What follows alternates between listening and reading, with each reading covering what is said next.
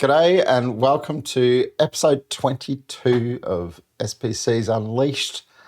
We are on the final dimension of the final competency of the long journey we've been taking through the Safe Competency Framework. And who better to take us out than Nico? Finale! Oh, yeah, no, final episode. So yeah, today, as Mark said, strategy agility, and we focus on stories about market sensing, implementing changes in strategy, organizing and reorganizing around value.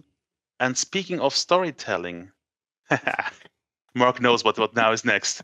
If this core competency, if this dimension, strategy agility, would be a kid's fairy tale, which one would it be for you and why?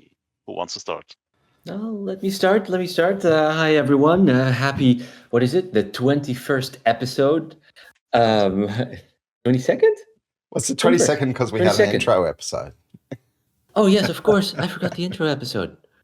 Happy 22nd. So if this dimension is a kid's fairy tale, I chose The Very Hungry Caterpillar. I'm not sure whether you know the book. It's I think it is I think it's a kid's book for very young kids about a caterpillar that never has enough. It always wants to eat more and more and more. And I found some parallels with, let's say, the way organizations explain their strategy, because every time that you're reading or that you're asking somebody about their strategy, the strategy of the company or the strategy of an approach or a product, you get a different answer. So it's always more adjustments, more alignment, different visions. It's just always more and more and more. So I thought, very much fitting. Cool. I thought when Nico was asking the question, let's get ugly. I'm talking about the ugly duckling. So I think this tale could represent the journey of a strategic agility in an organization, right? You start as an ugly duckling and you're in the wrong nest, the wrong context, and you start to discover you're probably not belonging to where you are. And for a long time, you stay the ugly duckling until you transform into this beautiful swan. So I think that could be a good fairy tale. So you can be at the end, the beautiful swan. That's great, Mark. Of course. Nice. I showed you my soul.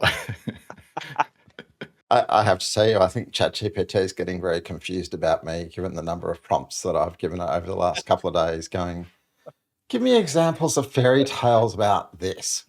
But in the end, I settled on the ant and the grasshopper from Aesop's Fables. And, of course, the parable for it is the ant works diligently to store food for the winter while the grasshopper enjoys himself. When winter comes, the ant survives and the grasshopper suffers. And I think for me, strategy agility, there's an awful lot of hard work you've got to do in order to be ready to be nimble when the moment comes. And, it's that hard work establishing the conditions in which you can actually have strategy agility that's actually the secret of it. Cool. And yesterday I realized, oh gosh, I have to answer this question myself too. So I was just thinking about fairy tales, and then I don't know if this exists in English because it never crossed. My literature in English is in German, Der Wolf und die sieben Geißlein. I tried to Google it up what it is in English, and it would. I answer was the wolf and the seven hostages. I think it was a translation error. It's and the seven little kids. So it's a goat and her little kids, and she leaves the house and tell them don't open the door because there's a wolf outside, and the wolf tries to come in the house. And what the wolf is doing, he has a vision. Go to the house and eat yummy all the little kittens there, not kittens, baby goats or kid goats, and he changes each time the strategy to fulfill his goal, to pass the door. And that's why I've chosen it, having a vision and change the strategy to make this vision possible. Again, very ugly, right? Of course, yeah. Fairy tales, the old fairy tales usually ended ugly. So he fulfilled his goal. And the next step, you can imagine what happens. I thought about a lot of ugly ones, and then I rejected them, and I went, it's just too tempting to be way too naughty.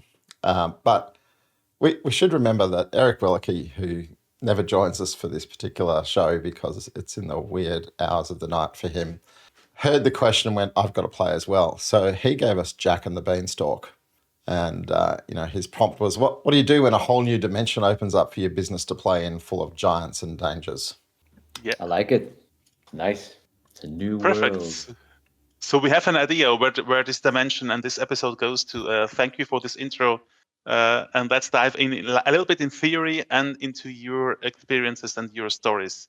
So when we go to the dimension and read this part of the article where it's about strategy agility, there's written that it's the ability to sense changes in the markets and to implement new strategies quickly. And for that, for instance, you need some kind of abilities like market sensing, like innovating like a lean startup, like implementing changes in strategy, innovation accounting, ignoring sunk costs, reorganizing around value, and agile contracts, changing them, having a more flexible approach. So when you hear all these bullet points or read all these bullet points, what resonates more with you and why? And do you have any story about this? Let's start with Ali.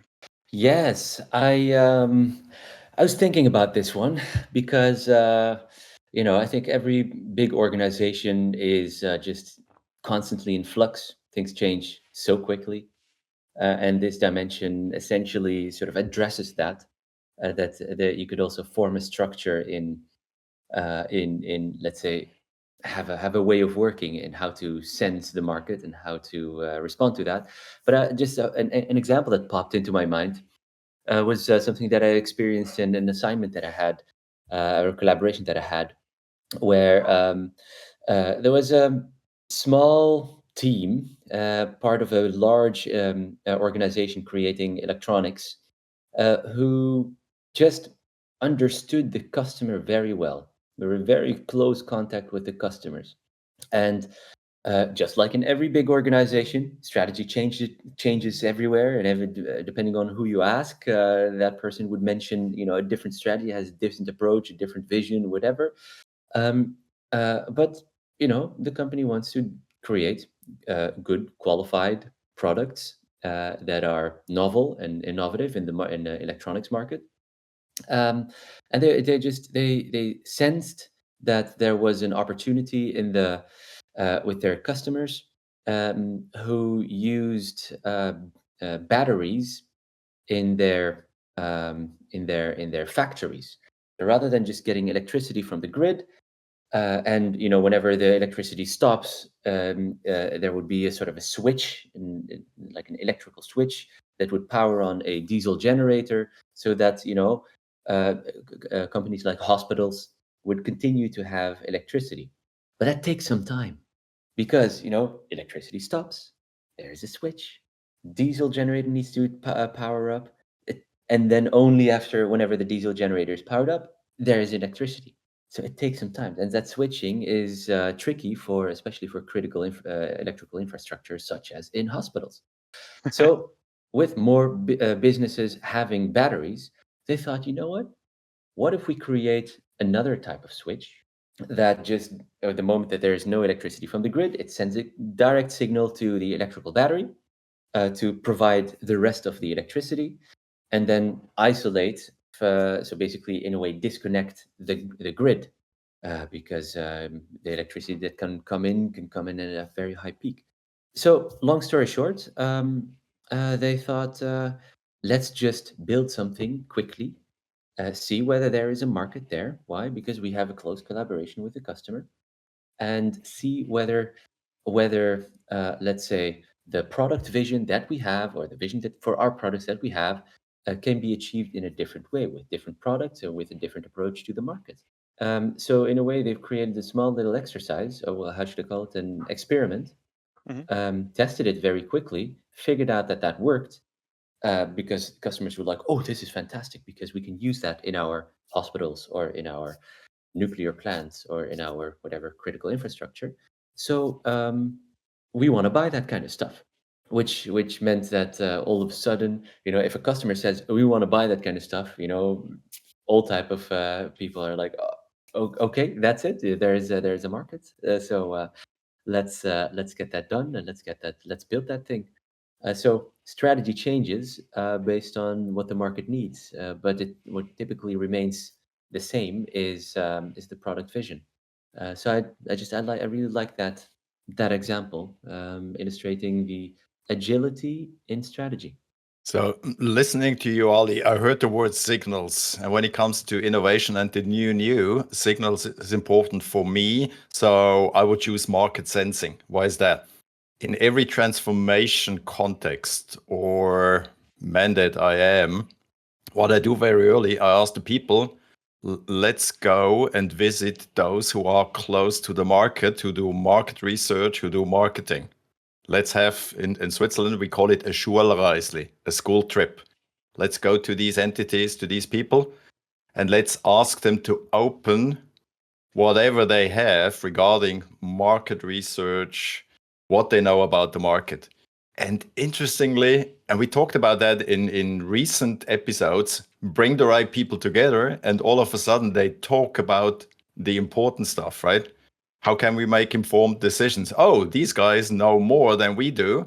Why should we reinvent the wheel? Or, hey, there's a lot of innovational details in it. What we see on paper, what we see on graphs, what we see on research, we can use that, right? And as you said, Ali, how to create a prototype, how to do an MVP. Hey, you need some signals, you need some basics. And that then has also a kind of, or is a signal for the strategy process. Should we drift? Should we stay? What does that inform? And I like market sensing.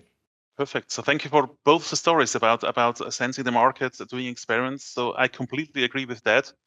But when I read the whole bullet points, I thought, oh, agile contracts is also something nice, because one of my first mandates I had with SAFE was a company 10 years ago, and they had really cool contracts with suppliers, and cool for them because you got something, in German we call it Werkvertrag. So you have a contract about a piece of usually art or a piece you buy, and for this thing you buy you have a warranty. But the external contractor was not part of the team, part of the art, because they just said, this is our piece of contract, we deliver you this piece of software, and you have a warranty for the next 2 years. When there's a bug in the system, we repair it for our costs, for our own costs. But it wasn't really easy to integrate them in the art, in the teams, because they were just for this part and not for the whole, for the system thinking part. And they really had starting change in the contracts. So how can we deal with them more in an agile way? How can we integrate them? And at the end, they were treated like internal people, just with an external badge. And they really had to come to the office, work on site. 10 years ago, no corona, on site working was the standard. And they really changed the contract to be able to work more agile and to be able to switch faster directions. Yeah, because if you order a house, it will come in 2 years. But if you're agile, you order something smaller, you have to switch people around, you have to work differently, and you also have to change contracts. And that was my story about what resonates most with me. Mark? I feel like we're bringing the tone down one by one, Nico. We started with, innovating with electricity for emergency power supply for hospitals. We went to market sensing, and then you're like agile contracts, and I'm the most boring guy of all. Because if I think about strategy agility, if you're going to implement a new strategy quickly, you've got to have the ability to stop other things to make space for the new strategy. And for most organizations, they can only really do this in a crisis. And, I had 2 clients. COVID, of course, created a crisis for many, many organizations. And I had 2 clients that just were straight in my head when I started thinking about prep for this episode. And in one case, it was a large enterprise, and all of a sudden they had to get 40,000 staff working remotely, safely. Mm-hmm.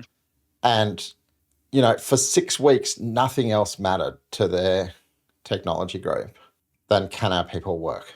And every single executive in technology, that was their focus all day, every day. And everything else just had to get held, because the only thing that mattered was that they could keep working. And they got to the end of that 6 weeks, and they looked at each other and they said, we can't believe how much we just got done in 6 weeks. They looked at all the work they'd done. They said, normally it would have taken us 2 years to do this. And I remember a conversation with the CIO, and he's like, just imagine if we could hold that level of focus in a normal world. But then, of course, the crisis was over and life went back to normal. And then another company, they were a smaller company, and they had a supply chain issue. There was a chip that was at the heart of their best-selling product, and the factory that built that chip was instantly, virtually overnight, repurposed. Because, of course, many supply chain issues during COVID, and the consortium that owned this factory said, we need that capability for something else. So the chip production was cut off. And normally when a company does that, they give about 2 years notice. We're going to cease production of this chip, because it gives all the companies who rely on it a couple of years to do the R&D for a new generation of product. And, they can establish stockpiles to get them through it. And these guys were stuck, right? Their number one selling product, they couldn't ship it because they couldn't assemble it because they couldn't get their hands on the chip. And they did their 2 years R&D in 3 months and got a new version of their core product out based on a new chipset.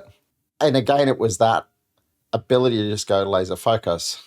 Every priority in the company became second to how do we get the new model out with a new chipset. And they managed to hold on to it. They looked at themselves at the end of that 3 months, and they'd been really struggling with prioritization and making ruthless decisions. But they looked at what they did in that time and they went, that's incredible. How do we hold that? And so it's that, what's strategy agility? Can you achieve that kind of laser focus on a new opportunity? And can you shut things down to make space for that focus as a part of your life rather than waiting for a crisis? Indeed, and doing that consistently or with discipline. Yeah. So what hits me is that often it happens when there's an emergency, and you shouldn't have each time COVID to change your strategy. So have you any experience in how can we do this proactively? So we heard a little bit from Mark that it's possible that you learn, but do you have more ideas what you can do proactively and not only in crisis, the strategy agility? Do you have any stories? So for me, this comes back to the story of the ant and the grasshopper. So if you're wanting to live in a world that says, I need to be able to stop things to seize new opportunities, how do you wire your system to be able to stop things? And the metaphor that I will always use is if you think about professional investment, when somebody's constructing an investment portfolio, when they're placing things in that portfolio, one of the things that they think about is liquidity. Right? How easily can I get out of a position that I take? Because it might be a great looking share, but if all of a sudden I want to exit it, can I actually trade out of it rapidly enough, given the volume it normally trades at? Or if I'm investing in real estate, then perhaps the time it takes me to get out of a real estate investment is a lot longer than it is out of a share. And this idea of liquidity, when I buy into something, how easily can I get out of it? Translating that through to the way in which you construct and approach your work and your big pieces of work, let's say your epics, to be able to say, I can stop this and move to something else. Because that's not a muscle that organizations have. Every big enterprise I work with, if they've got a big initiative, and you say to them, when was the last time you stopped a project? The answer is generally never, right? They slow them down and they speed them up. It's a 3-year project, and it's not the priority books next year, so it's only going to get a third of the funding rate, and then we'll speed it up again the year after. But that doesn't really free the focus space. It frees a little bit of money.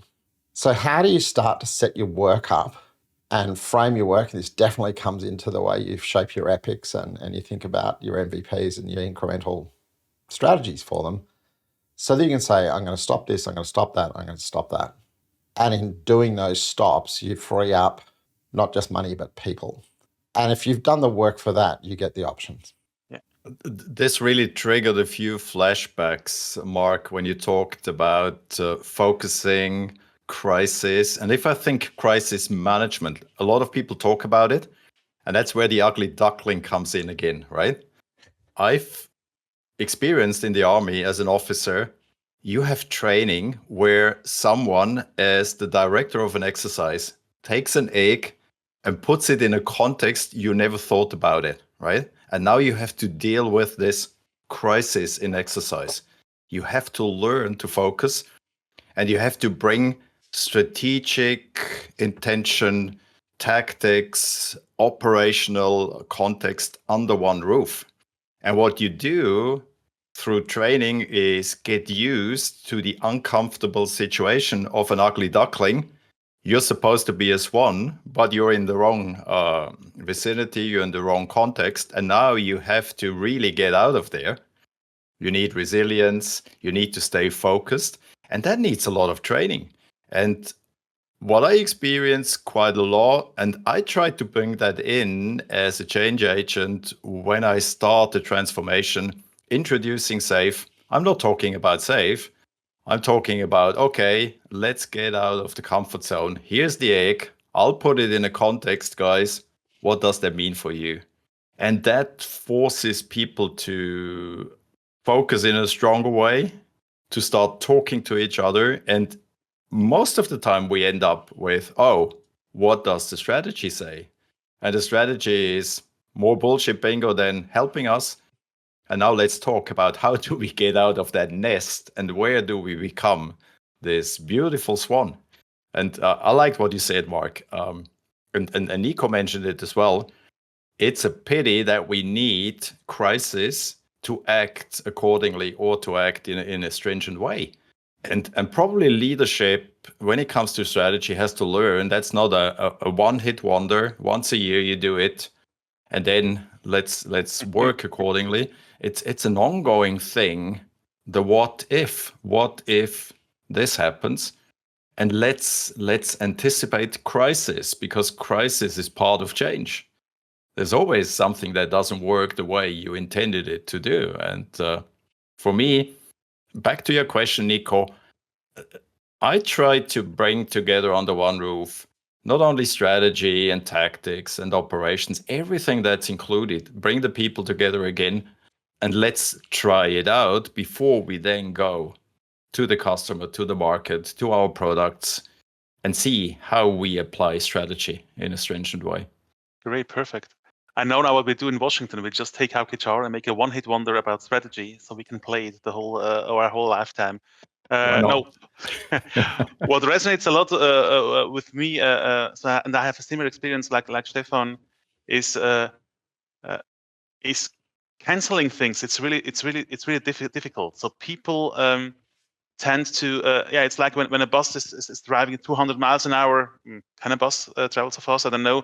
You can't stop it immediately, but not stopping it is also some kind of a sin. So I always ask my people, do you cancel your things? Do you know that a healthy portfolio has a healthy cancel rate?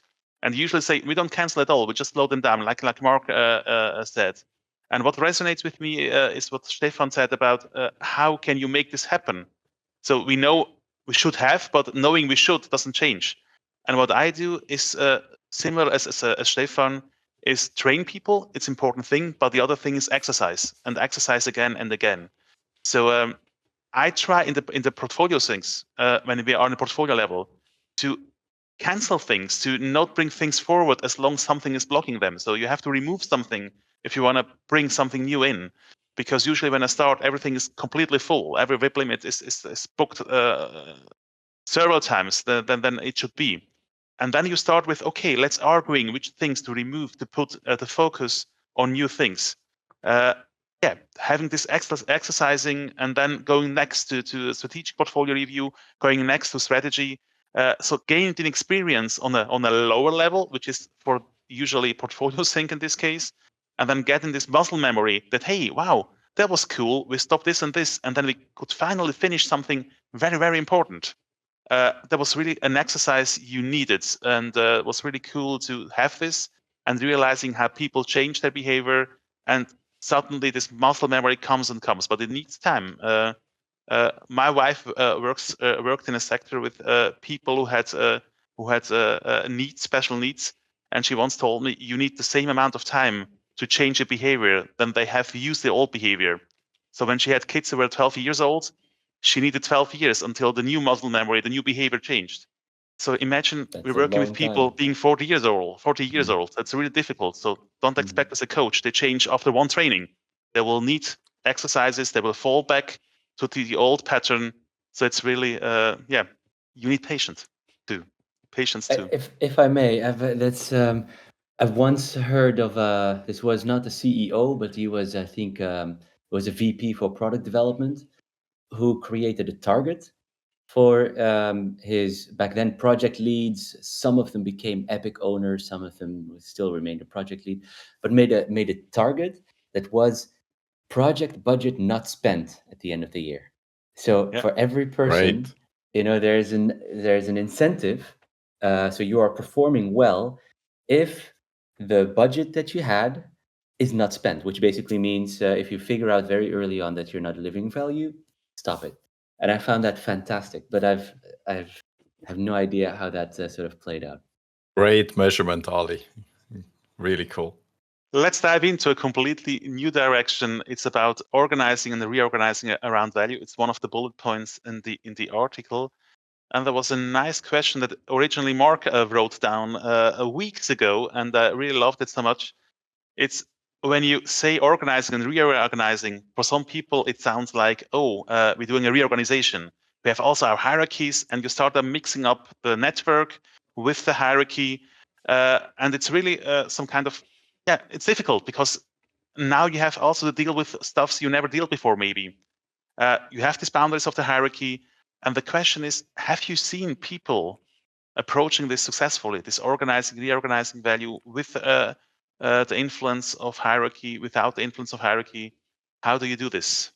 So I've never seen anybody do it truly well at an enterprise level. I've seen pieces of the puzzle, but it's such a challenging change.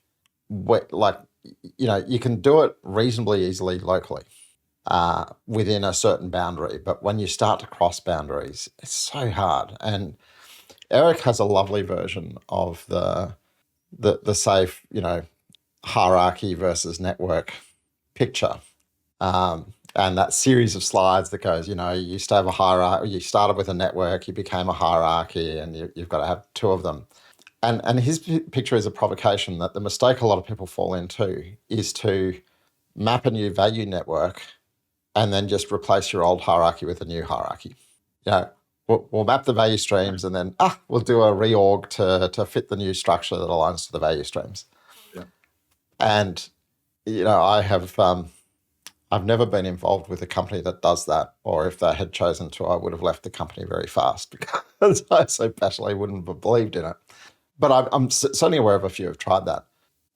For me, the first secret is that you will, over time, probably drive changes to your hierarchy to support the nimbleness that you'd like. But knowing that you're going to be constantly reorging around value, the changes you make to the hierarchy when you make them, you're going to be making them to enable that reorganization rather than to lock into a new structure. So having that kind of mental model that says, certainly don't think about a physical reorg on day one, but look for, as you learn and as you make your first set of reorganization around value in some kind of matrix way, probably, what do you learn from that? And then what do you learn from the next one and the next one? And then you start to go, oh, you know what? If we shifted this physical boundary, life might get a little bit better. And there's a piece goes hand in hand with that I've seen. It's a pretty popular thing that I see is people use the Spotify chapter type construct down at the team level. And, there's a lot of people misuse it, but that core notion that says I'm constructing teams cross-functionally, therefore I'll have some kind of cross-functional vehicle such as a chapter which represents my hierarchy, so that I've still got a hierarchy that's organized by functional discipline, and I have a way of keeping things in place in that hierarchy. So, devs actually report to a dev. And you've got some clarity and some nimbleness that way, because you can reorganize teams without having to reorganize your hierarchy, and your hierarchy is set up for that concept. There's a lot of traps to getting chapters right. If I thought about some secrets to pay attention to there, one is be really clear and explicit about the delineation and the expectations, right?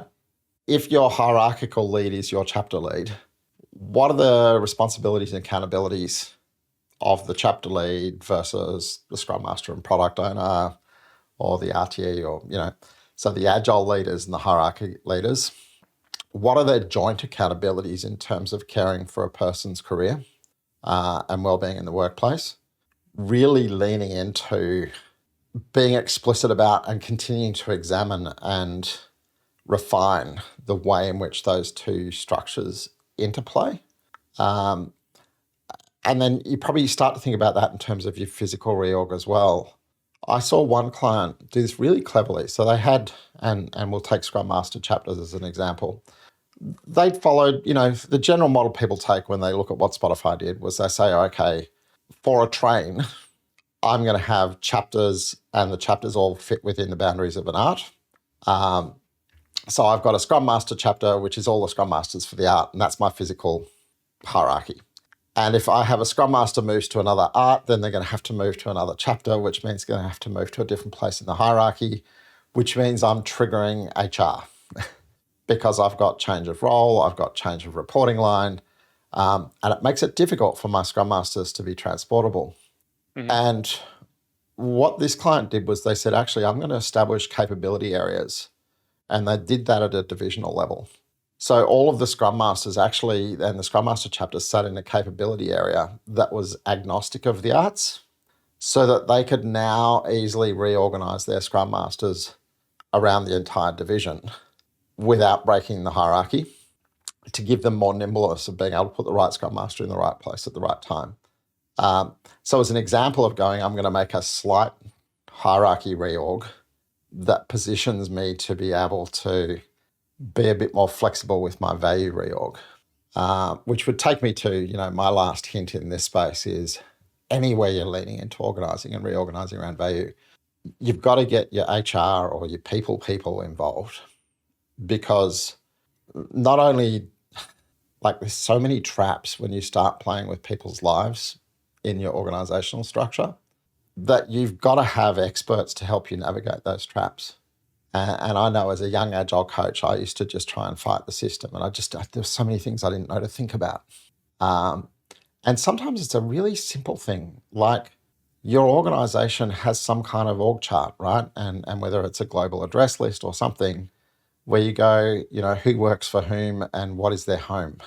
And you're set up for that to be the hierarchy. If you're using Outlook, you look it up in Outlook and you go, who does this person report to and who else reports to that person? You can figure out where they live in the world. But you've generally got no way of figuring out where they live in your values orientation world. But if you work with HR departments, they'll go, oh, actually, if, for example, you're using Workday, which is very popular here in Australia, Workday enables you to actually have double reporting lines. And simple stuff like that, to be able to go, somebody has two types of home, and in my corporate systems that understand them, I can actually know what both homes are, is hugely helpful for this. Yeah. And I've seen this intra-train chapter concept as well so often. It's just, I think, the cherry picking of when finding a new way of working, and cherry picking from different frameworks or something that looks nice, and let's use that, making life indeed very difficult for just the individual person who might want to join another train, or maybe might be more valuable in another area. Sometimes it sounds like choosing something that you have to change nothing, but that's a different story, I think. Finding so many frameworks to put in that you can say, yeah, I'm doing everything and I can stay the old way. But that's, I think, a completely new episode. Ali, sorry, I interrupted you. No. It's exactly that. It's exactly that. The I don't know how to call it. doing things, sorry for pardon my French, half-arsed. It's like doing a little bit of everything. Yeah. And the same applies with this reorganizing around value. Um, I typically talk about stable teams. It is, let's say, it's the language that I feel more people understand that might not be, let's say, very familiar with agile teams, agile way of working, and the ideas behind it. But stable teams somehow resonates. And when stable teams are in place and have been in place for a long time, and it works, it speaks for itself. But upon reorganization, because the company wants to generate different products, the value stream in itself is less profitable, and the company wants to change that. So reason XYZ, people tend to fall into the trap of, all right, let's reorganize, and then replace the puzzle. So we're going to recreate the puzzle, which means we're going to take this person out of that team, we're going to take that person out of that team, and we're going to create some new assembly of teams. And you're breaking down the whole stable team concept. It's such a waste. It's so much knowledge and I don't know, team bonding that is in that stable team that has been in development for a very long time. So why not just keep that in place? And in a way, ask the team to start slowly reevaluating and learning a different scope, a different type of work what might be related to a different development value stream. So in a way, we're not moving value streams around. What am I saying? Moving teams around over value streams. No, teams slowly start to educate themselves to work on a different product. In a way, starting to collaborate and be part of a different value stream.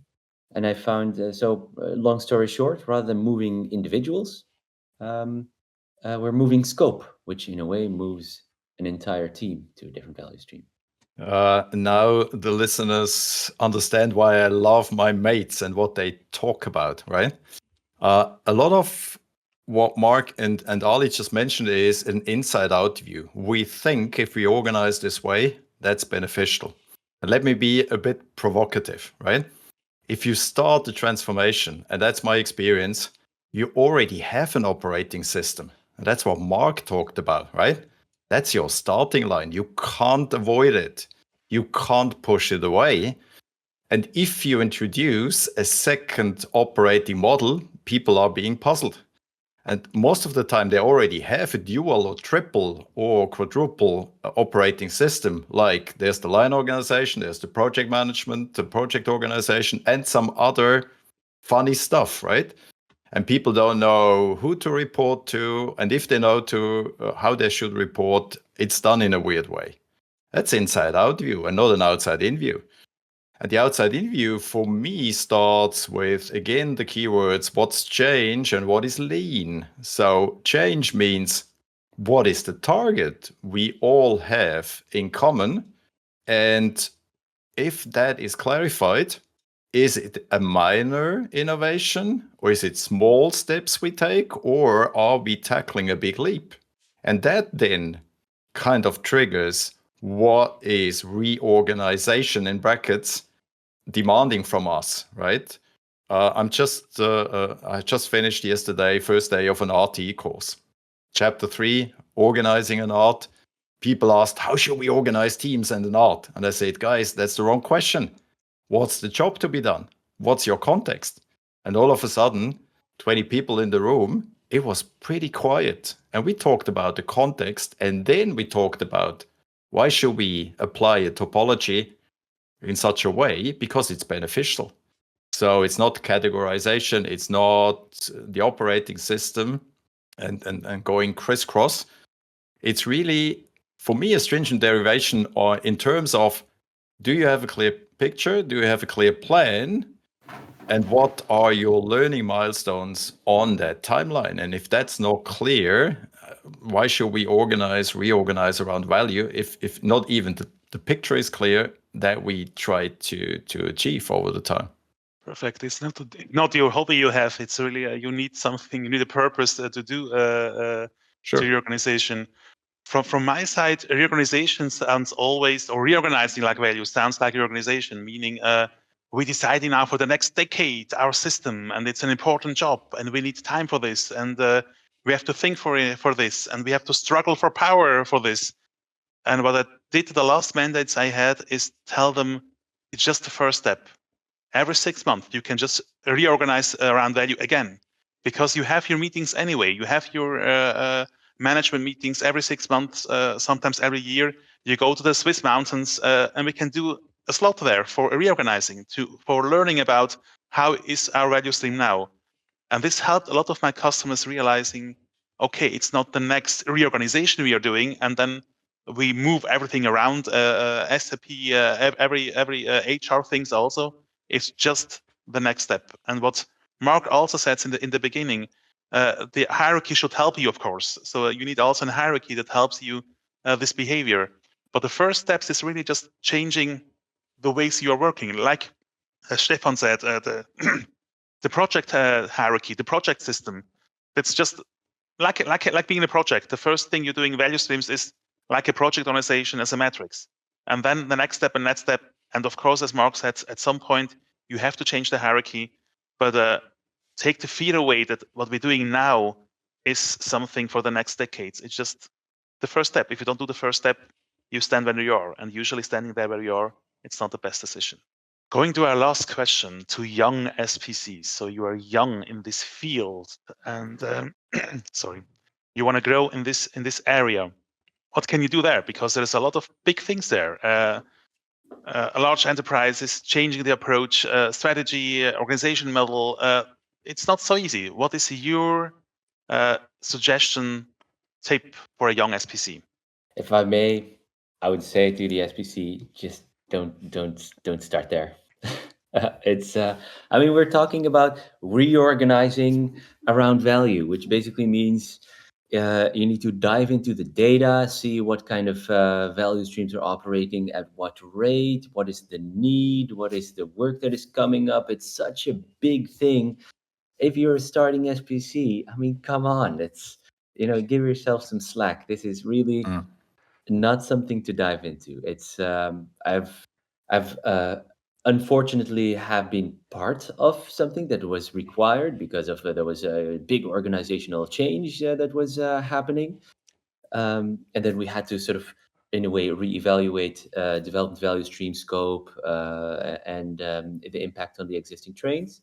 But that was such a headache, and it was so difficult, and the impact of doing something wrong is direct impact on the careers and lives of people. So doing something wrong there, it's too tricky. Huge impact.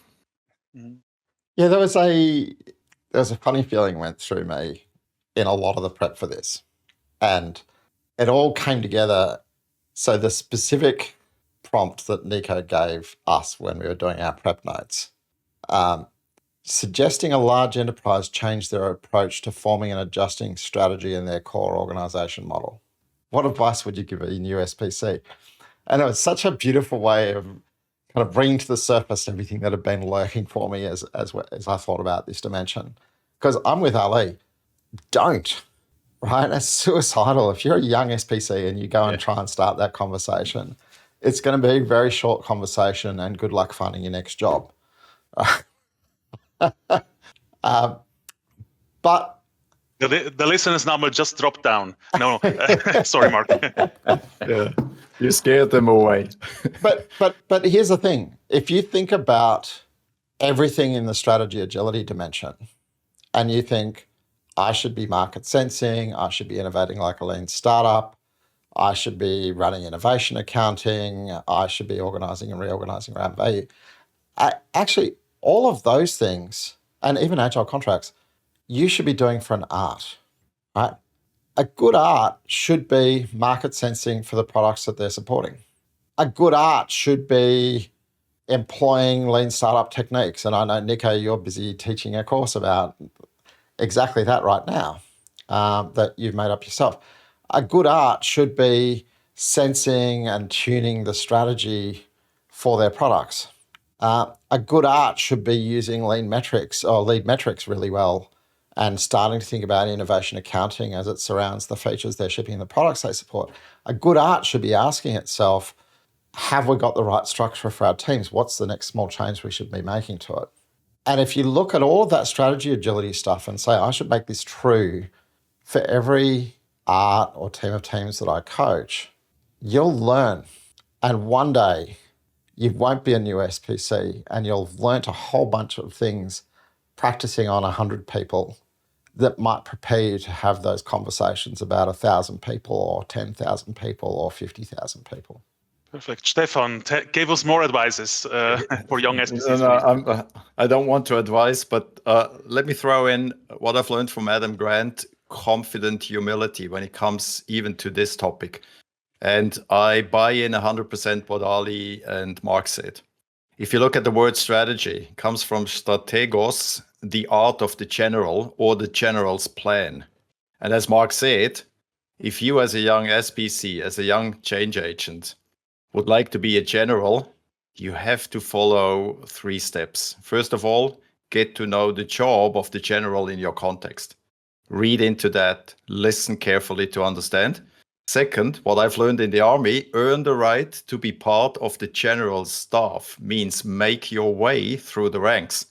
And I've experienced that being a battalion commander and then transitioning to a brigade staff where you have like 50 smarter officers than you are, and you thought guiding and leading 840 people, I'm the smart guy, and now you come into this staff and you start anew, making your way through the ranks, through the different work groups, be it in operations, be it in logistics, be it in strategic thinking. And then if you have done that, I've learned, understand and execute the strategy process. Now you have to not only tell others what to do, you're part of it. And you go out in the field again as a staff officer and you make it happen. And for me, get to know the job, earn the right to be part of it, and understand and then execute. That's always this kind of triple jump. You have to start and do it over and over again. Oh, that's really great. What I would like to add is really, you need to learn this new language. So as a young SPC, you maybe have the agile stuff learned by heart, but now you're really talking a different language and you have to learn this. You cannot go to France and speak fluent and say, well, let me be your president. It's okay for me. I just learned France yesterday by dictionary. So you really have to learn this new language. Or giving you a picture, it's easy to become an RT when you're a Scrum Master. It's a natural transition. But as Stephan said, you have to earn this right being on this table, and this means getting a mentorship, learning this language, being first on the table before you are the one ruling the whole thing. So yeah, I like the advice. Don't do it because you're young in the beginning. Learn things, get the experience, and then learn the new language. And then you can be part of this, and one day you can lead this. So thank you very much. It was really a cool discussion until now. Mark, you want to add something? No. Okay. You're just happy. I'm just smiling. I do that every now and again. Perfect. Let's jump over to measure and grow. Who wants to start first and say which measurement he chose? My English now. Sorry. So none of us believe in leadership, obviously. Exactly. Yeah, it's interesting. I found it very interesting. Yeah, nobody selected leadership. I chose the exact same thing as Stephan first, but then I thought, I mean, Stephan. No, I'm gonna let Stephan mention what he chose and why. But then I was like, wait a second. If we're talking about strategy agility, that needs to come from somewhere. And rather than just market research, I thought customer feedback is a more direct, face-to-face, in-the-face type of feedback than just market research. So I chose that. So customer feedback is institutionalized. It's there's a routine or routineness, and is fast. That would be something that I would measure. Okay, let me throw in my one. I choose market research and analysis is continuous. Why did I choose this one? For me, it's a little bit more than only customer feedback. It's more being proactive, creating the data. And as we discussed in former episodes, what do you do with the data? That's a continuous process. And why didn't I choose anything out of a leadership box? Because I think if you don't have the data, you can talk about leadership in extent. You don't get it, right? You're acting out of nowhere. It's just a cloud, and it's a lot of blah blah. For me, it's still this analysis and the continuous process behind it. And what I've selected was just the next step of what you have selected. So if you've done this job right, so if you really was able to get the right feedback, and not only feedback what people say, but what also people do, and you did a great job in market research, you have your leading indicators providing fast feedback on epics. So it's just a combination and one step further. That's why I selected this one. Sounds arrogant, sorry, but all good. It was the reason why I thought it's the best one. Mark, you've chosen the same, I see. Look, I feel really bad for choosing the same, but I think it's because I kept hunting. But what I kept hunting for was, what are you going to do with that information? That was the challenge for me. Is like, it's great to market sense. It's great to get feedback. It's great to have feedback in the form of data that I can do, quant-based analysis on. But I kept hunting for where's the measure and grow that says I'm actually acting on what I sense and I'm able to act fast. And so at the end of the day, I settled for leading indicators, because if I've got hard data, I might be able to trigger action. But I wanted a measure that said, when we sense a change in the market, we're able to act quickly. And I just couldn't find it. Perfect. I have also an old vote if you're interested in it, because I started this discussion with myself, and my old vote is really on the top on leadership. The vision, mission, and strategy are communicated effectively, because it's something I realize people or companies either don't have a real strategy, or what I think is a strategy. They have something like, I have it somewhere. Let me search for it. You usually should know what your strategy is. You should know what your vision is. You should be able to say it by heart, and not so, there is a document. Oh, it's the old version. Oh, let me check again. But we have one, I'm sure. And that's why I think it's important to communicate it. But I decided at the end, leading indicators is more important. But I also want to mention this too. A vision, communicate it. You have to have it one. And yeah, it should be a vision and not something fluffy, fluff, whatever. It should guide you when a storm is out, and not be a nice thing for a commercial. With that, one sentence to close the whole season, this episode and the whole season. If you have only one sentence to summarize this dimension, what would it be? Mark? Be an ant and not a grasshopper. That's cool. Mine would be, changing strategy is normal and needed these days. Ali? In line with what Stephan mentioned before, that leadership without data is just a lot of woozy-wazy. I don't know how you mentioned it. A lot of blah blah. A lot of blah blah. Thank you. I thought reverse engineer was what is required to allow your teams to go to Gemba. Nice. So making And mine generating data. Oh, it's cool. And mine is from a perspective of a confident and humble ugly duckling. Strategy happens now. Hooray. Hey. Mark, your final words for the whole episode.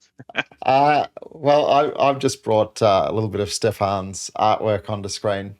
So that brings us to a conclusion of our competency model exploration. It's been nearly 30 episodes of SPCs Unleashed. We had one intro, we had 5 or 6 in an original format, and then we changed formats a lot and went back and said, hey, it's much more fun this way. So we've now done all 21 dimensions of the SAFe competency framework. And it's been an amazing experience. This was, this certainly wasn't the idea that was born when we sat together at a table in Prague at a breakout. We went, we're passionate about helping young SPCs grow. What can we do? Let's get together and figure something out. And I think at the time we went, oh, maybe we could write a blog post or a guidance article. And as soon as we started looking at that, it was like, oh, there's just so much we want to share.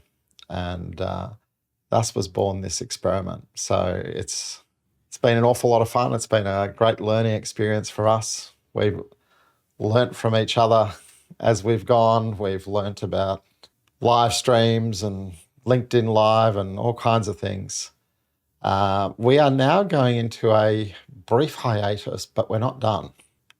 So I am about to be traveling for a month around the Washington, DC SAFE Summit. And as the only one who can currently host, we're off the air for a bit. But we'll be back, and we'll actually almost all be in Washington. And we have many topics beyond the competencies that we feel very passionate about. And I think it's safe to say, if you'll excuse the pun, we'll be talking about facilitation, we'll be talking about coaching, soft skills. I'm sure Ali will be teaching us how to solder and design microchips. There will be new topics. We'll be kicking off again in November. And I did have a bit of a joke with my wife today. There are some changes to the competency model being unveiled in DC. And there's a world in which we could go, hey, there's a new competency model coming, let's start again. But I can guarantee it won't be that. But I suspect what we might be doing is at least doing one episode going, what's changed, based on the things that get revealed in DC. Until then, we're on a break. Hope you've enjoyed the shows, and hope you look forward to rejoining us for new topics. It has been a pleasure.